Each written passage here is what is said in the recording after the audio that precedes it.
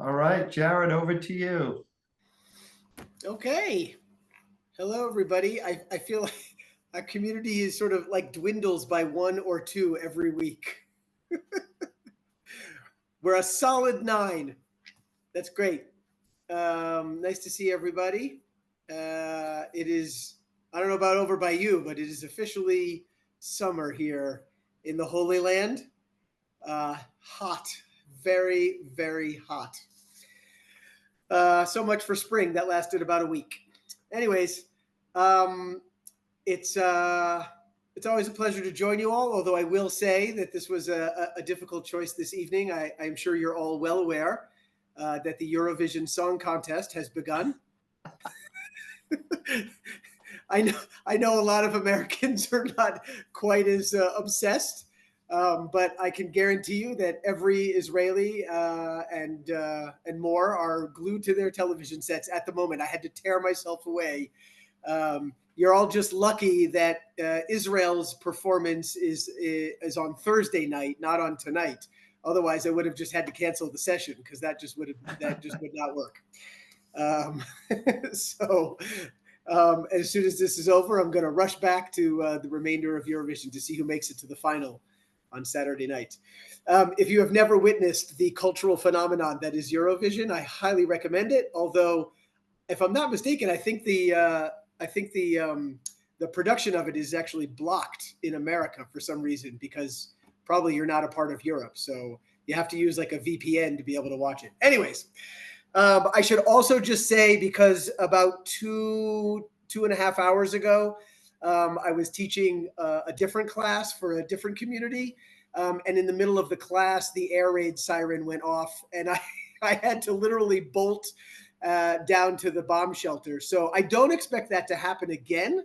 But since we have never had that experience or talked about it, I should just let you know that if you see me immediately disappear from the screen and you can maybe hear a faint siren in the background, it might be because a ballistic missile is on its way from Yemen. So that's what happened a couple hours ago. Luckily, it was shot out of the sky before it landed, and all is well. But you never know when those things are going to happen. So I guess now you are formally forewarned. Okay, on to our biblical studies. We're going to continue on with the story of Jacob.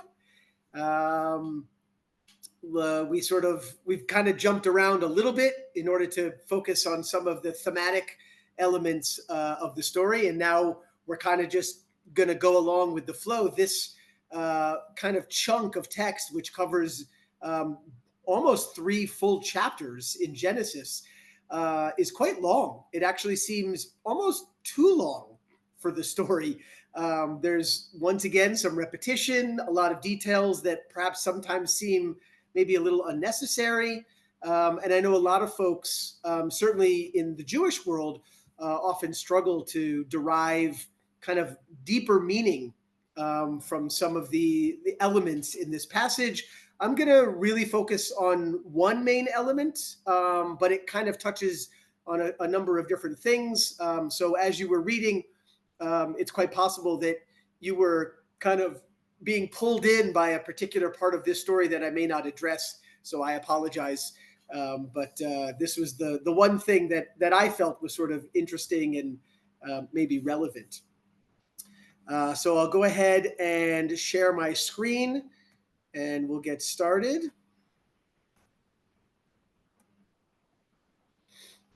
Oops. There we go. All right, so we'll start with the beginning of chapter 29. Again, we've kind of jumped around before and after this text, but now we're going to focus very much on Jacob's adventure after he has been partly sent away by his mother, but also of his own accord because he's looking for a wife. And so he is now making his way back to the land that his ancestors came from. And there do seem to be some hints in the text that he has gone all the way back to Mesopotamia. So it's quite an adventure. that he is on. And so the text begins, Genesis 29 begins, Jacob lifted up his feet and walked to the land of the children of Kedem. You may remember, those of you who were here last week, that we enjoyed some cultural expression of the text in the form of song, using the specific words of the blessing that God gives, that you should essentially look out to the west, to the east, to the north, and the south. And one of the words that was used, specifically the one for the east, was kedim or kedma, which literally means before you or in front of you. The understanding or the implication is that you are sort of always oriented towards the east, because that is the direction where the sun rises. And so we associate kedem or kadima or kedma with east. And so here Jacob is now walking all the way to the land of the children of Kedem. I actually have seen some biblical translations, maybe yours as well, that instead of using the name form, that it might say that Jacob has walked to the land of the Eastern people, or the Easterners. I've seen that before in some texts.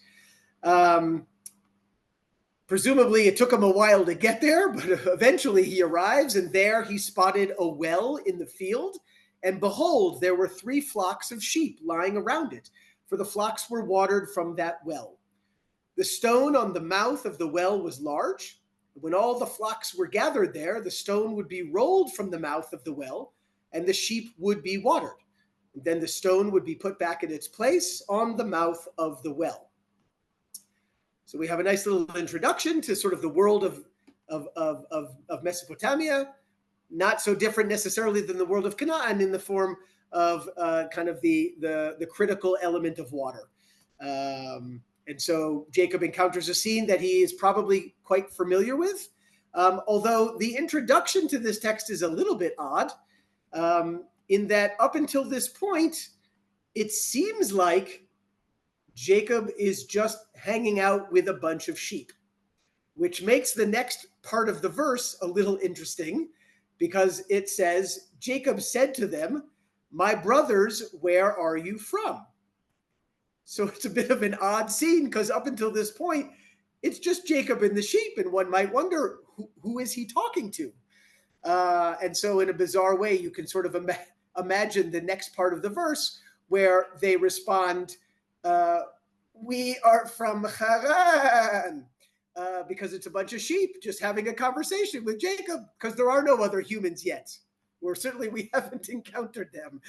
So maybe a little biblical humor. I don't know if that was intended or not, but I guess we're meant to just assume that the shepherds are there as well, even though they are not mentioned in the text. At this point, Jacob is going to encounter Rachel. We're going to talk about her in just a second. But before we even get to know much about Rachel, when Jacob sees her coming, we read in the text that Jacob sort of immediately goes over to the well and removes the stone from the top of the well. Now, this isn't made abundantly clear in the passage, but the hint in this first part of the chapter, when it says, when all the flocks were gathered there, the stone would be rolled from the mouth of the well. The implication being that it's only possible to remove the stone of the well when you have multiple shepherds in place, because the stone is very, very heavy. I think we actually shared this bizarre fact last week for some reason. I don't remember why. I just remember I think I said it. And so I think the idea is that because the well is so valuable, obviously we've had so many stories so far about wells and the importance of water. You don't want sort of 1 or 2 random folks wandering through your neighborhood stealing your water. So you have a rock that is big enough and heavy enough that only essentially when the entire community gathers around the well can everybody pitch in and pick up that rock and move it. And yet our passage says that Jacob was able to remove the rock all on his own. And of course, in perfect Jewish tradition, the rabbis state that upon seeing Rachel, Jacob went into a sort of a sexual frenzy and was so aroused that he had super strength and was able to remove the stone all by himself. So that maybe gives us a little bit of relevant background to the next passage, or the continuation really of the passage, where we learn, starting in verse 16, that Lavan had two daughters. The name of the older one was Leah, and the name of the younger one was Rachel, or Rachel. Leah had delicate eyes. Rachel had a beautiful figure and a beautiful appearance. Jacob loved Rachel.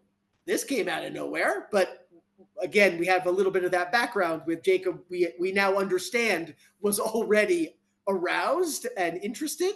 So Jacob loved Rachel and said, "I will serve you 7 years for your younger daughter Rachel."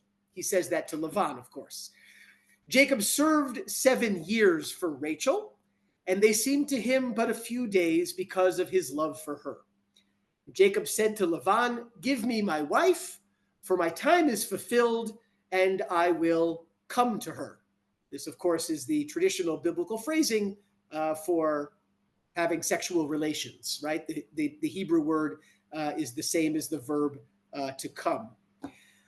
When evening came, he, Lavan, took his daughter Leah and brought her to him, and he, Jacob, came to her. Meaning Jacob is now having sexual relations with Leah when he was falling in love with Rachel. When morning came, behold, there was Leah. He said to Lavan, "What is this you have done to me? Surely I served you for Rachel. Why did you deceive me?" Lavan said, "It is not done in our place to give away the younger before the older." Now, there's a little bit of a hint, perhaps, that's going on here. Can you think of a recent story that we've explored together where there is a little bit of a kind of a scandal, right, or a surprise, or something a little out of sorts in regards to the younger doing something that the older was meant to do, right, or vice versa? Right? A little bit of a difference there. Literally just in the last chapter, 2 chapters ago, remember we were discussing the relationship between Jacob and Esau, right? And when Esau goes out to the hunt, Jacob sort of puts on all of this goat hair and he changes his voice a little bit, and he essentially fools his father into giving him the blessing, which should have gone to the older sibling, right? To Esau. So in a way, it's almost like there's a little bit of comeuppance, or as the bumper sticker says, karma's a bitch, right? Because maybe Jacob sort of is now paying a little bit of a price for having stolen or connived, right, his way into the blessing that should have been received by the older brother. And now there's this sort of play, almost like a resolution, where Jacob falls in love with the younger sister, but Lavan makes it very clear that, nope, in our tradition, the older sister goes first, and therefore Jacob was fooled into now being married to the sister that he did not find beautiful and he was not in love with. So perhaps there's like a balancing mechanism going on here in the text where Jacob's receiving a little bit of comeuppance. Nonetheless, it is very clear that Jacob is in love with Rachel. And there's a little bit of frustration here on the part of Jewish tradition, at least, in that we are almost kind of being led to fall in love with Rachel ourselves. Part of this is going to have to do with what comes next. What is the future of the relationship between Jacob and Rachel? So we need to kind of jump ahead a little bit in the text to understand maybe a little bit more about this particular moment, right?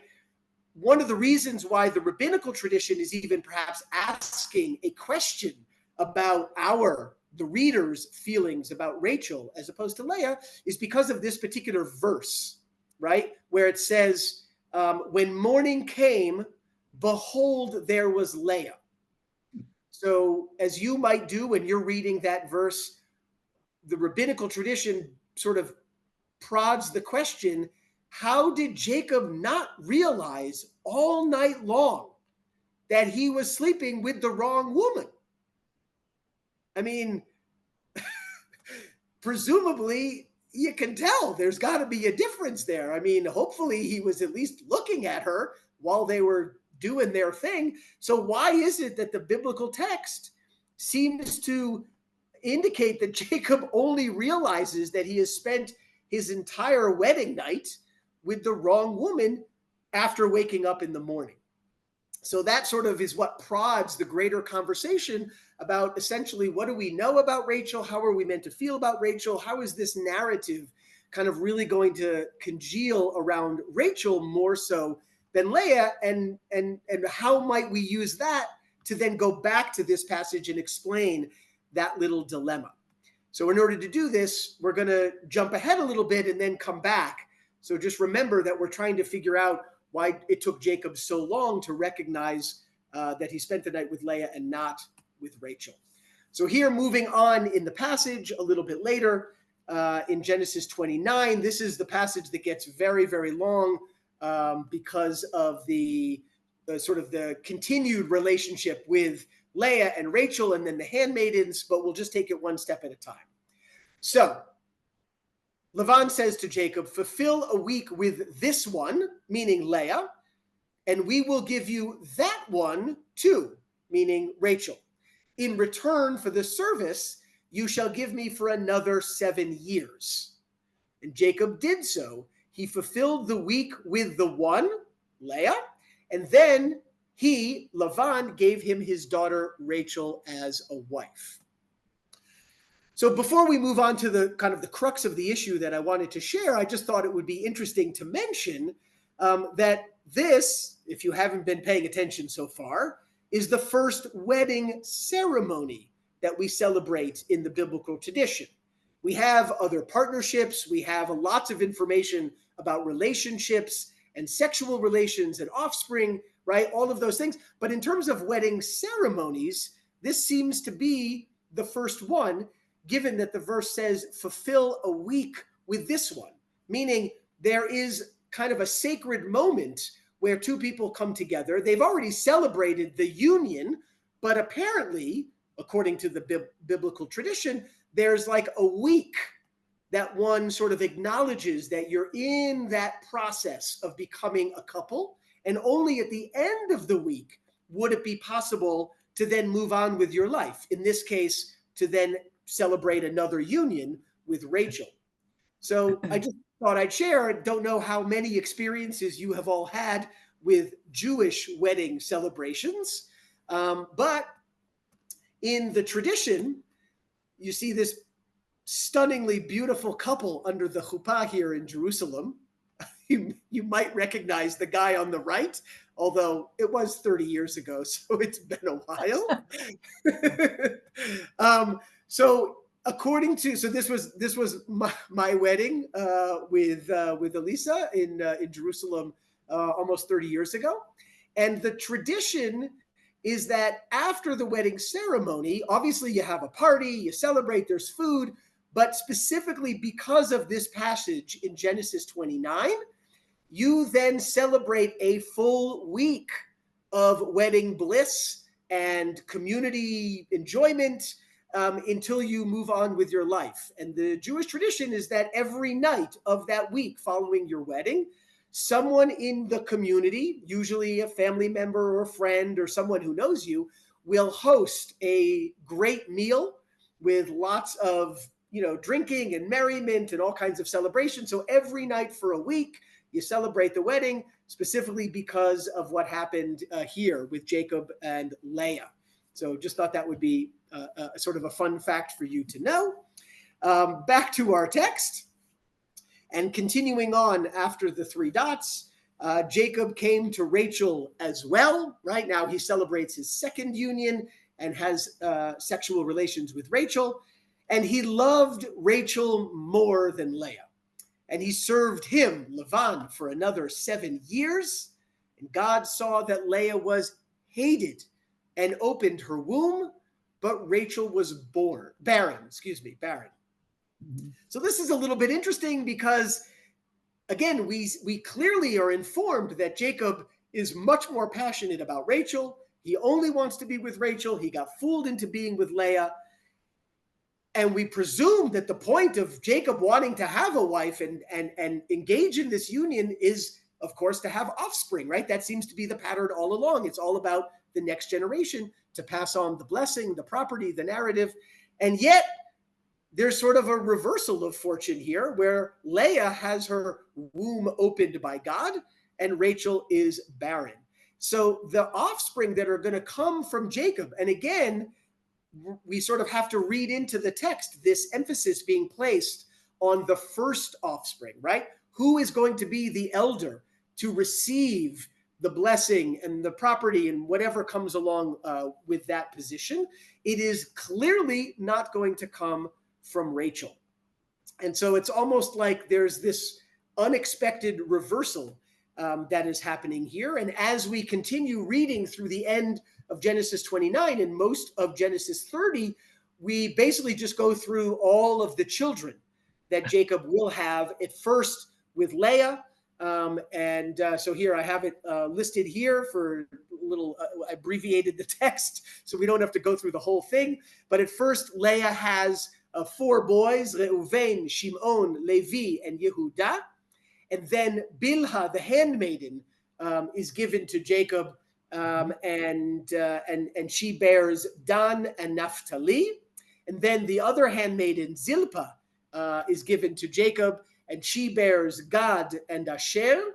And then finally, then we go back to Leah, and we have Yisachar and Zvulun and Dinah.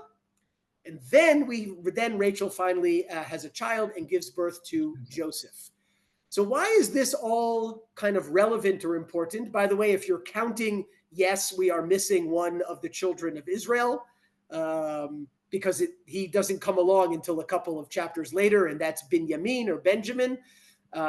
So there's only 11 boys here, and of course the one girl that nobody really ever seems to care about because she doesn't get anything in the long run, but we'll come back to that a little bit later.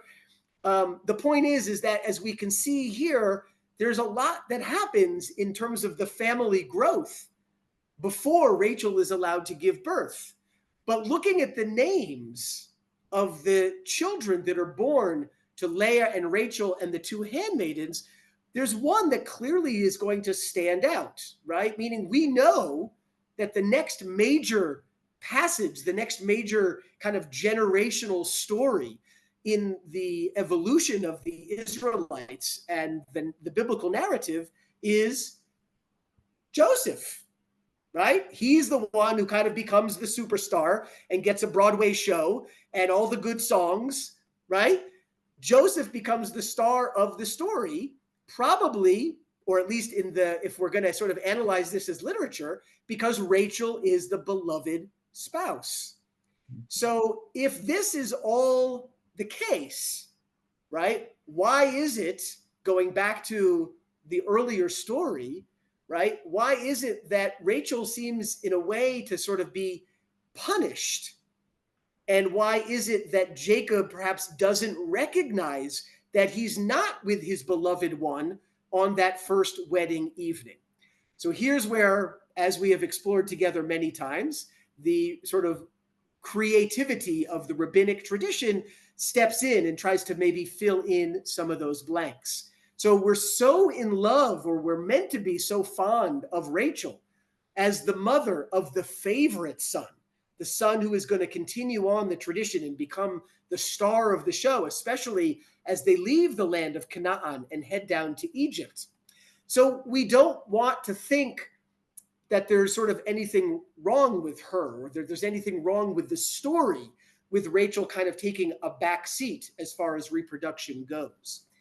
And so there's one rabbinical tradition here. I'll stop sharing just so we don't have the text in the way. Going back to that moment of Jacob wakes up in the morning and says, "Oh, hello, I just spent the night with Leah." So there's a couple of interesting midrashim, right? The stories that are often told to kind of fill out and expound on the text. The first one is that even before the wedding night happens, Lavan clearly had in his mind, right, because of the way he answers Jacob, that we don't give away the younger before the older. So clearly he was already conspiring to kind of find a way to hand off Leah as the older daughter to Jacob. But the rabbinical tradition says that Lavan would never have been able to do that without Rachel's participation, meaning Rachel was perhaps in on the game according to a Jewish tradition.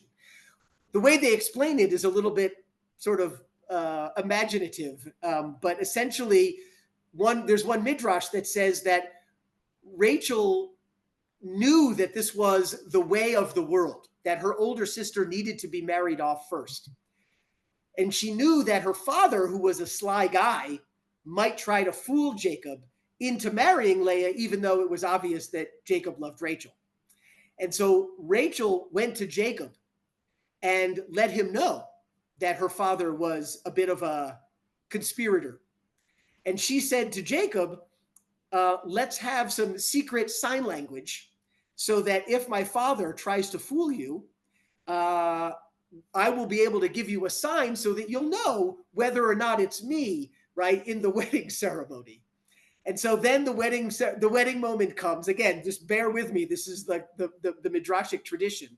The wedding ceremony comes, and at the sort of the critical moment where Rachel wants to let Jacob know that she's not the one that he's about to marry, for reasons you'll understand in a second, she all of a sudden, and again, this is meant to kind of grow our affection for Rachel, she has pangs of guilt because she also doesn't want to betray her beloved sister. It's no fault of anyone's that Leah maybe isn't as attractive or appealing or whatever. And so Rachel doesn't want Leah to feel bad if Rachel were to sort of blow open the story, right, blow their cover and let Jacob know he's about to marry the wrong woman. So Rachel at the last minute decides not to use these secret signs so that Leah doesn't get, kind of disparaged. And so Jacob is able to be fooled, and the whole wedding ceremony apparently happens, and they spend the night together where Jacob doesn't realize.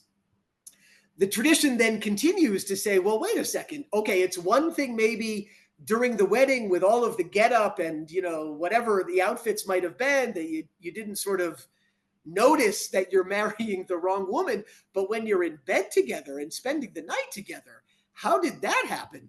And once again, the rabbis, in a weird way, right, the tradition is going to give over tremendous kind of credit and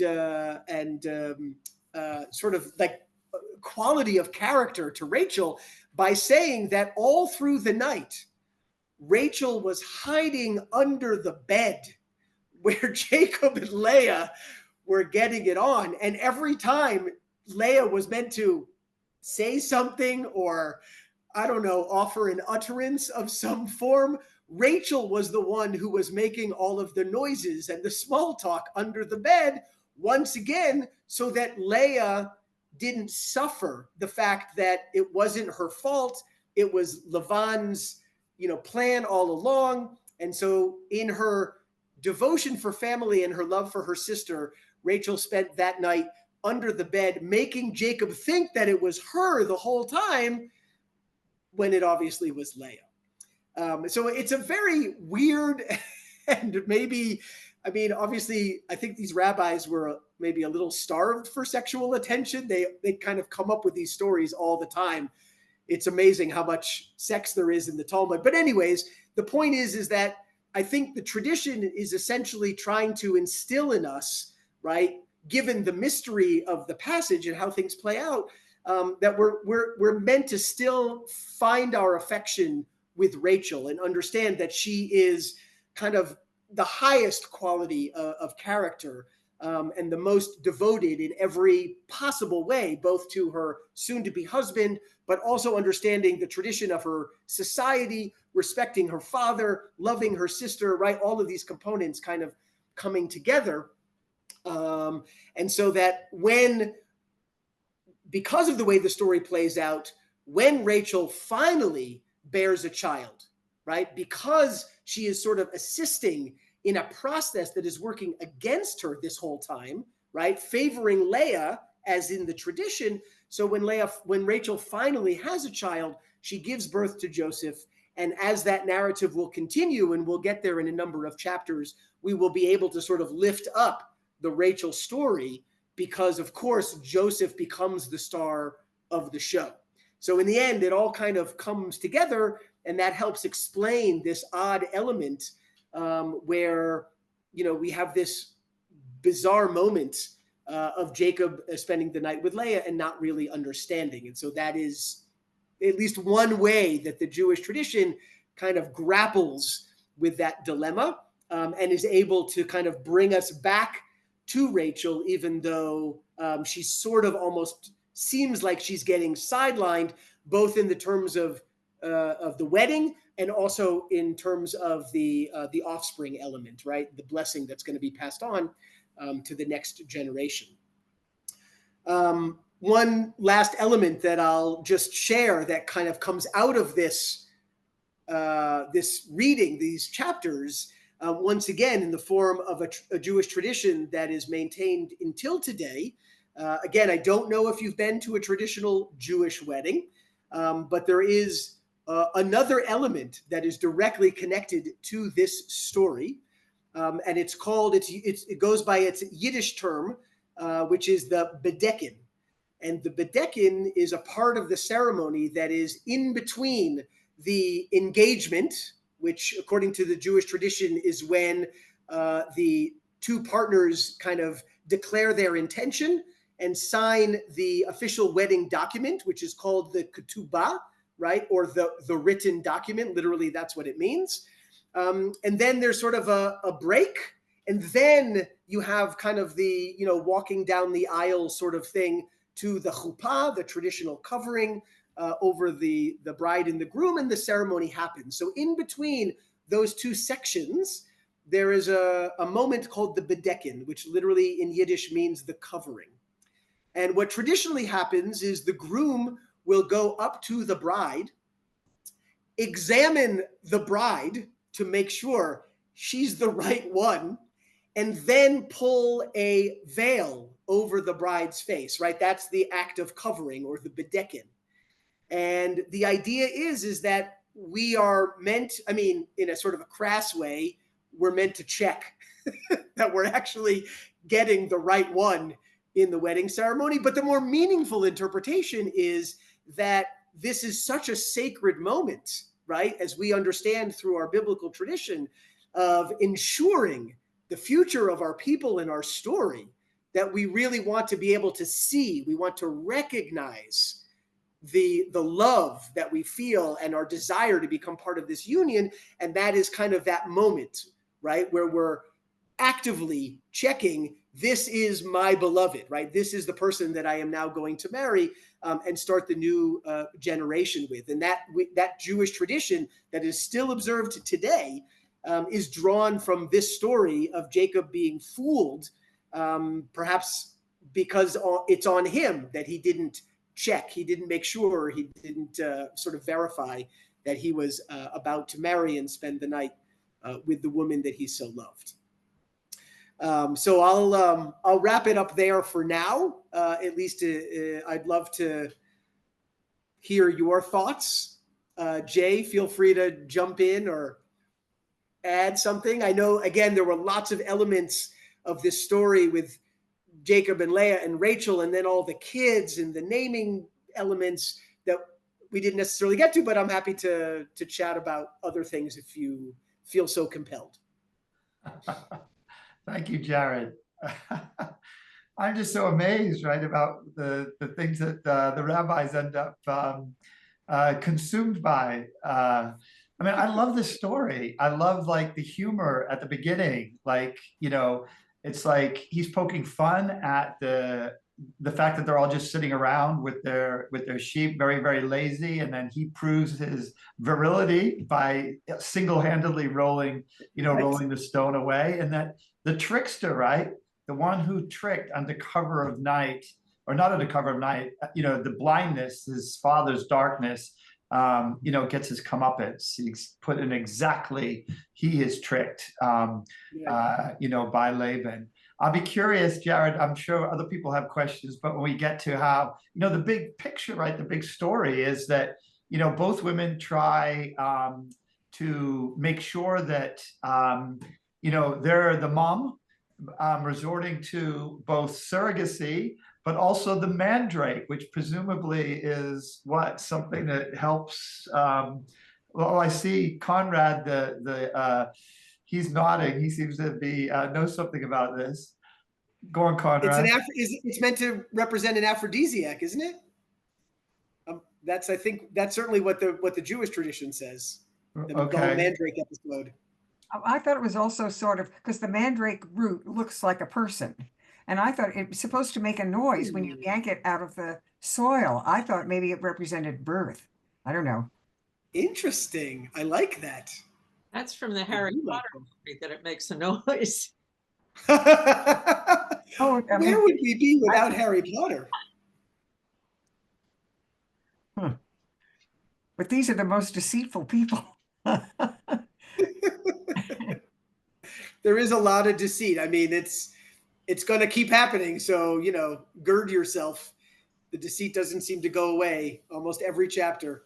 But some of the tricks are nice. I mean, I know what's coming, the coat of many colors, and then they get home and there's the grain and all their silver is back in their sacks. I mean, it's just a very, it just rolls along. I mean, if anything, we should maybe appreciate that the Bible is a beautiful reflection of the human tradition. All right. We are all deceitful in our own special ways. I think that's precisely right, Jared.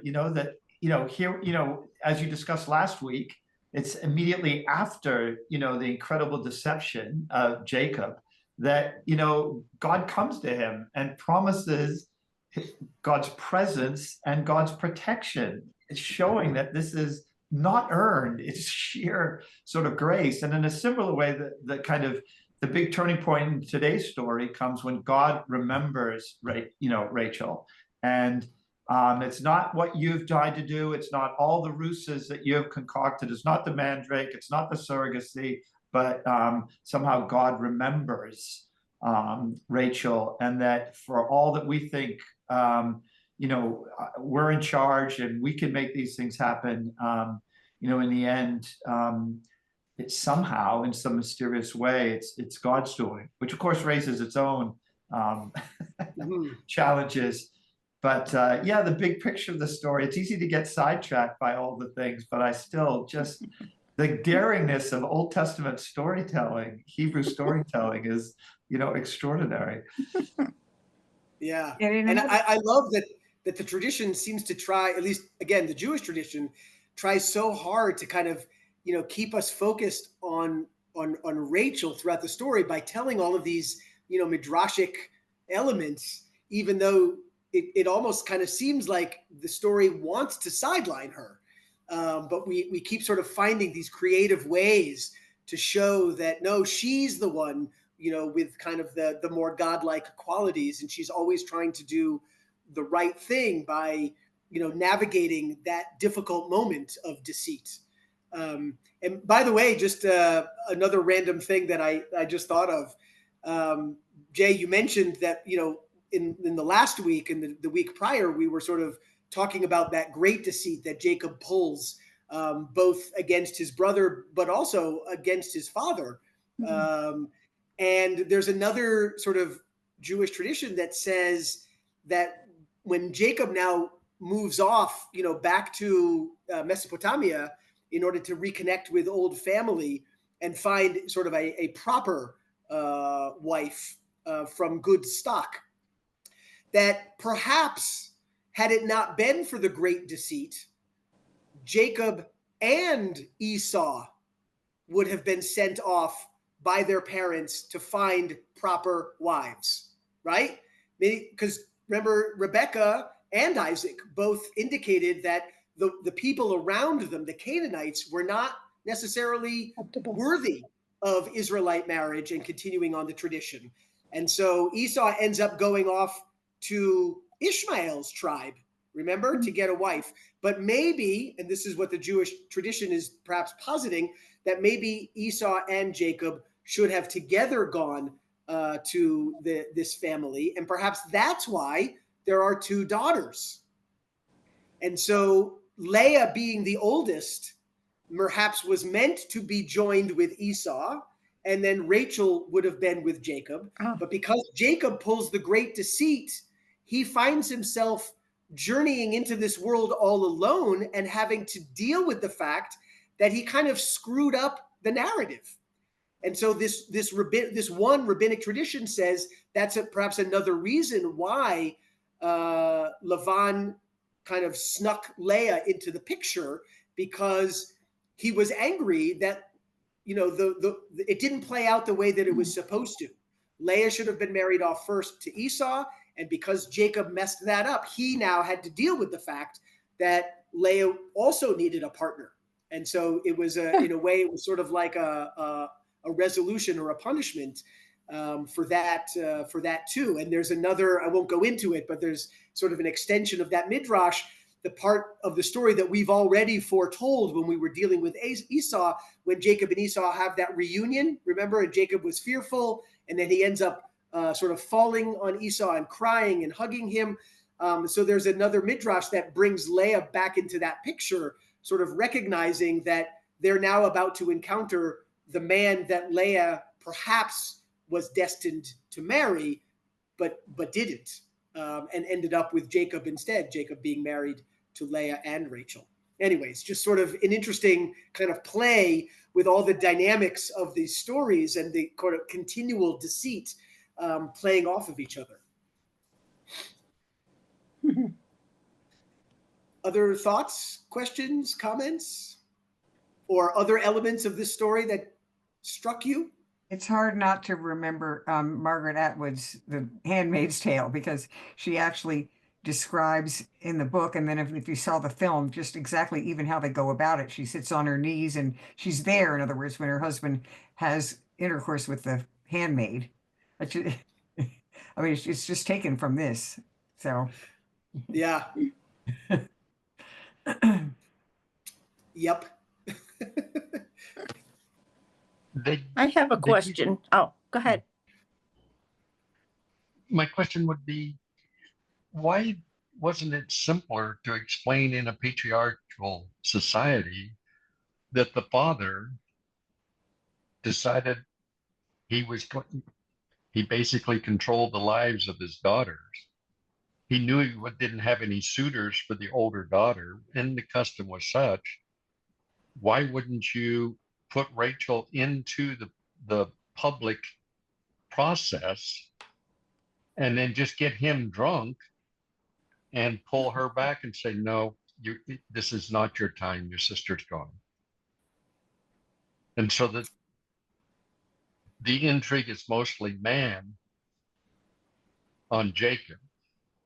All right. Whereas God's going to straighten it out later. Huh. That's a good question.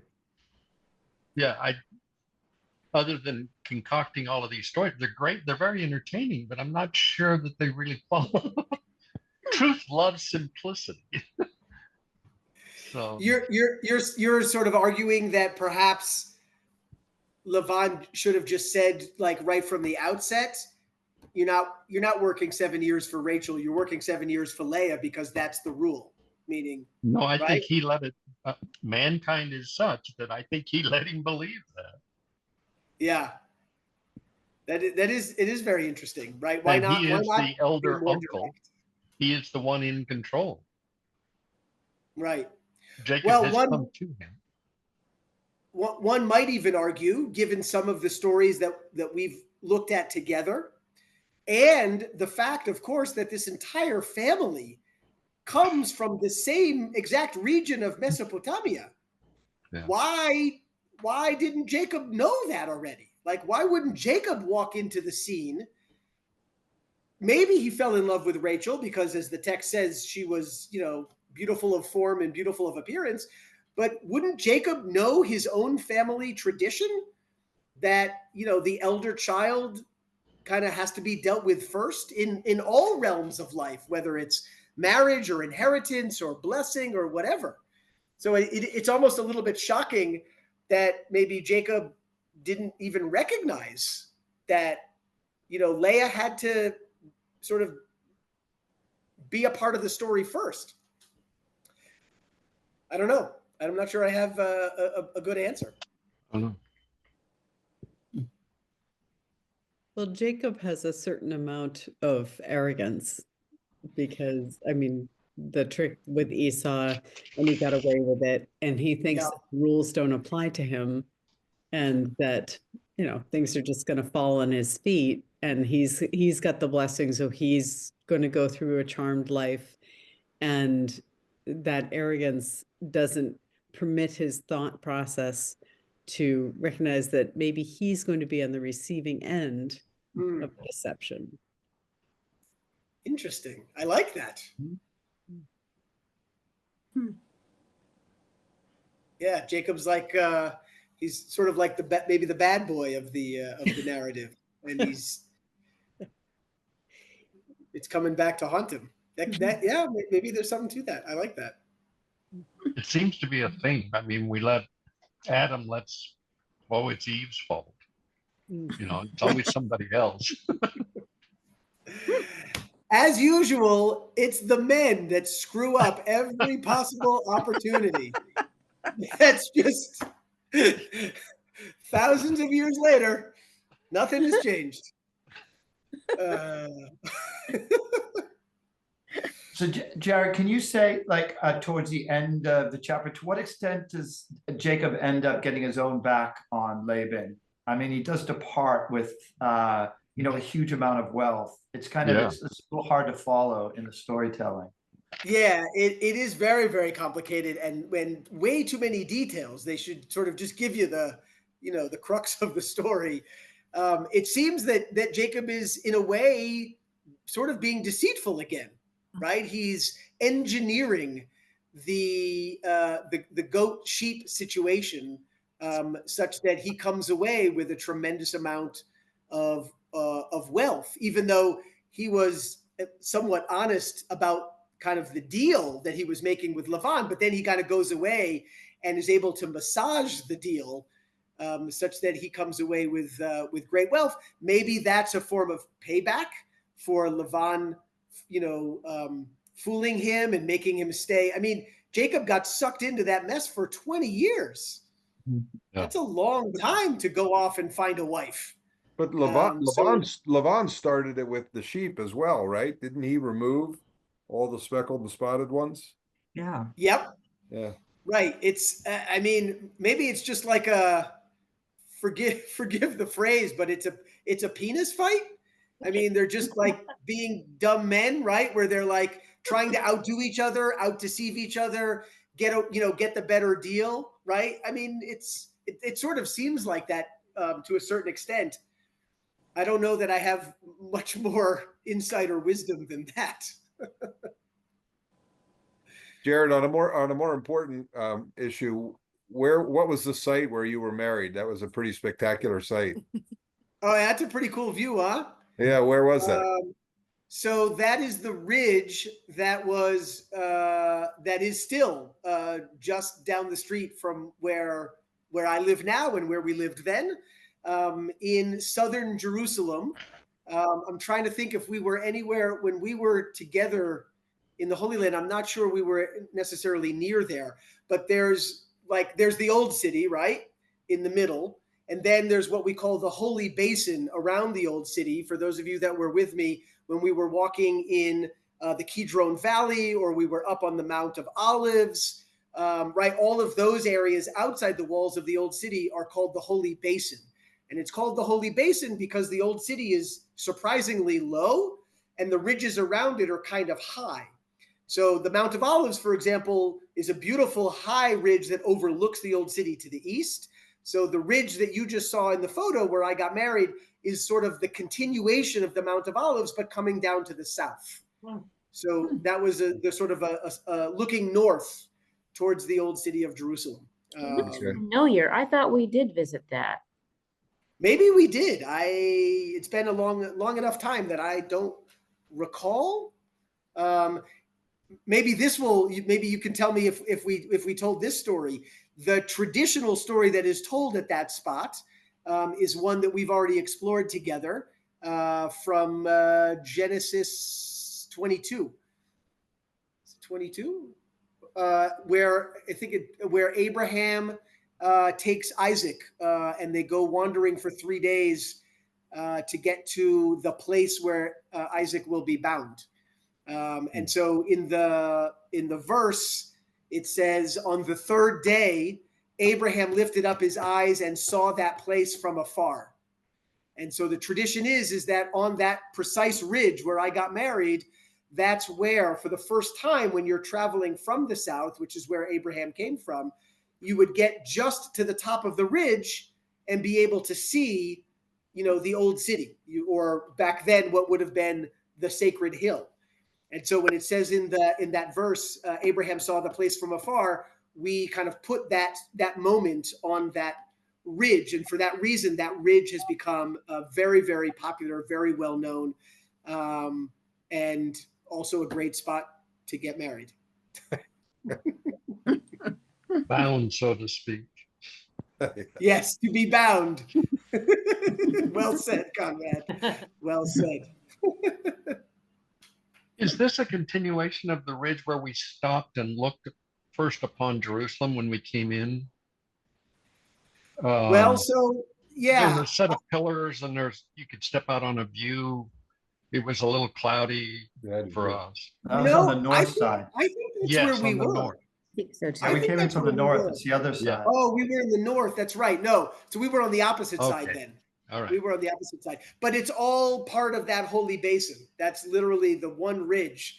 We were at Mount Scopus. I do remember that now. We were on Mount Scopus, which is on the north, and then you have the Mount of Olives to the east, and then you have the hill that you just saw in my wedding photo to the south. It has a whole nother narrative that I won't go into. It's called the Hill of Evil Counsel, and that has to do with the Christian narrative of the sort of the priestly class conspiring against Jesus. But we won't go there now. Anyways, last couple of moments. Any final thoughts? I've just got a quickie.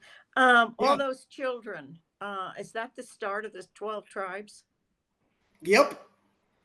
Exactly. Right. Yeah. It doesn't get fleshed out until a little bit later. But yes, these are 11 of the 12 tribes. Because again, Benjamin hasn't been born yet, and Dinah doesn't get much out of that whole deal. Right. So we have 11 of the 12, and once number 12 comes along, they will be the 12 children of Jacob, who next week we will learn about his transformation to become Israel, and they become the children of Israel.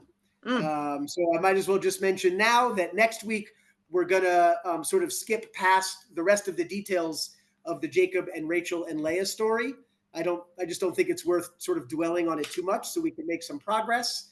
And we're going to move ahead to chapter 32 in Genesis. The first part of chapter 32 you will recognize from when we dealt with the Jacob and Esau narrative, because that is the resolution of that story, where Jacob and Esau, kind of have a happy reunion and kiss, and it's all good. But then the latter half of that chapter is a story that we have not yet related to yet, and that is Jacob wrestling with this mysterious presence.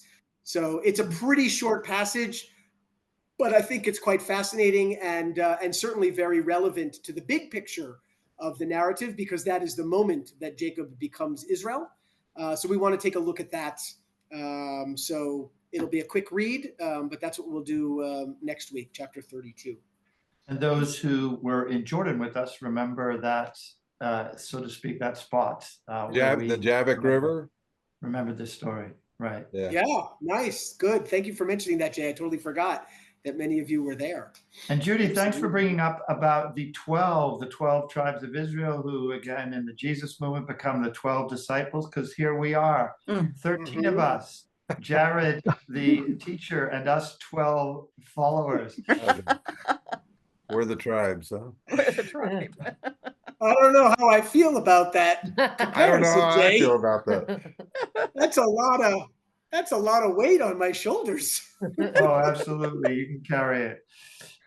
Jared, thanks again. Once again, so insightful and making it all come alive and, dare I say, fun. And I think there's a bit of fun in the narrative. There's a bit of fun in, It is. It's a little playful. it is. For sure. And next week is great. It's a wonderful, yeah. I mean, Jared has already given us a little insight into it, a little early look, little foreshadowing, but there's so much in that story. Right. Stay safe, and as you're Jared. reading, enjoy the reunion between Jacob and Esau again, because it really is a very very powerful moment, one that we can continue to aspire to as we embrace those with whom we've come into conflict. Not that we know anything about that over here in the Middle East. No. And we'll be thinking of you, Jared, and Yeah. all your fellow folks over there, men and women of all the different traditions. I want to thank Anne for sorting things out last week and a flawless recording, which I enjoyed. And we'll have this up for everybody. So same time next week, folks. And well done. It's a beautiful day here, Jared. I know it's nighttime there, but we're at the start of a lovely evening. So I'm grateful that all these 12 have turned up to learn together with you. Thank We gotta you let him all. go and Thanks, get back. Jared. Lovely to see you. Yeah, now Stay go away safe. so I can watch the rest of Eurovision.